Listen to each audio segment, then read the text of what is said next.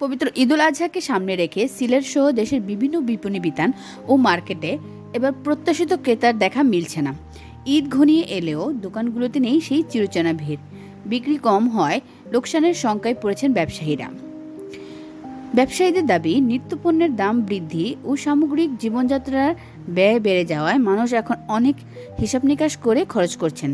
বিশেষ করে ডিম, পেঁয়াজ, সবজি, চাল ডাল সহ প্রয়োজনীয় পণ্যের বাজার অস্থির থাকায় মধ্যবিত্ত ও নিম্ন মধ্যবিত্ত পরিবারগুলোর বড় অংশ এবার পোশাক ও প্রসাধনী কেনাকাটায় আগের মতো আগ্রহ দেখাচ্ছেন না। এর পাশাপাশি কোরবানির পশুর দামও তুলনামূলক বেশি হয় অধিকাংশ পরিবারের ঈদ বাজেটের বড় অংশ চলে যাচ্ছে পশু কেনার পেছনে। ফলে নতুন কাপড়, জুতা, কসমেটিক্স কিংবা ফ্যাশন পণ্যর বিক্রির অনেকটাই কমে গেছে বলে জানিয়েছেন দোকানিরা। বিভিন্ন শপিং মল ঘুরে দেখা গেছে সন্ধ্যার পর কিছুটা ভিড় থাকলেও তা আগের বছরের তুলনায় অনেক কম। অনেক দোকানেই ক্রেতারা শুধু ঘুরে দেখছেন, কিন্তু কেনাকাটা করছেন সীমিত পরিসরে।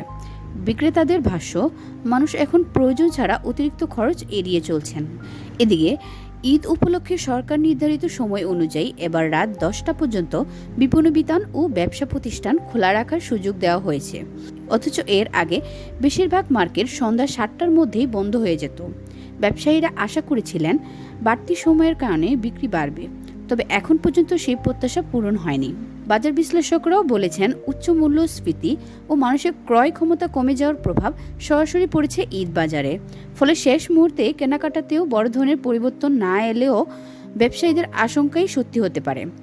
এদিকে সুনামগঞ্জের হাওর অঞ্চলে দেখা গেছে গোখাদ্যর তীব্র সংকট। আগাম বন্যা ও হাওরে পানি ঢুকে পড়ায় তলিয়ে গেছে অনেক চর ও ঘাসের জমি। ফলে গরুর খাদ্য জোগাড় করতে হিমশিম খাচ্ছেন খামারি ও গৃহস্থরা। বাধ্য হয়ে অনেকেই কোরবানির আগে তুলনামূলক কম দামে গরু বিক্রি করে দিচ্ছেন। ব্যবসায়ীরা বলছেন, হাওড়াঞ্চল থেকে তুলনামূলক কম দামে গরু আসায় কিছু বাজারে ক্রেতাদের আগ্রহ বেড়েছে। তবে খামারিদের দাবি, উৎপাদন খরচের সঙ্গে বিক্রয় মূল্যর বড় ব্যবধান তৈরি হয় তারা আর্থিকভাবে ক্ষতিগ্রস্ত হচ্ছেন। এদিকে ঈদকে সামনে রেখে নিত্যপণ্যের দাম লাফিয়ে লাফিয়ে বাড়ছে। মূলত জ্বালানি তেলের দাম বৃদ্ধির সাথে সাথেই বাড়তে শুরু করে দ্রব্যমূল্য। বাজার ঘুরে দেখা গেছে ফার্মের ডিম ডজন প্রতি বিক্রি হচ্ছে 150 থেকে 155 টাকায়। এক সপ্তাহের ব্যবধানে ডিমের দাম আরও বেড়েছে। অনেক বাজারে লেয়ার মুরগির দাম হালি 42 থেকে 45 টাকায় বিক্রি হচ্ছে। পেঁয়াজের বাজারেও অস্থিরতা দেখা গেছে। খুচরা বাজারে দেশি পেঁয়াজ কেজি প্রতি 90 থেকে 110 টাকায় বিক্রি হচ্ছে। ব্যবসায়ীদের দাবি, পাইকারি পর্যায়ে দাম বাড়ার প্রভাব এখন খুচরা বাজারেও পড়েছে। সবজির বাজারে সবচেয়ে বেশি ভোগান্তিতে পড়েছেন ক্রেতারা। বেগুন, করলা, বরবটি, ঢেঁড়স, কচুমুখী সহ বেশিরভাগ সবজি এখন 80 থেকে 120 টাকার মধ্যে বিক্রি হচ্ছে।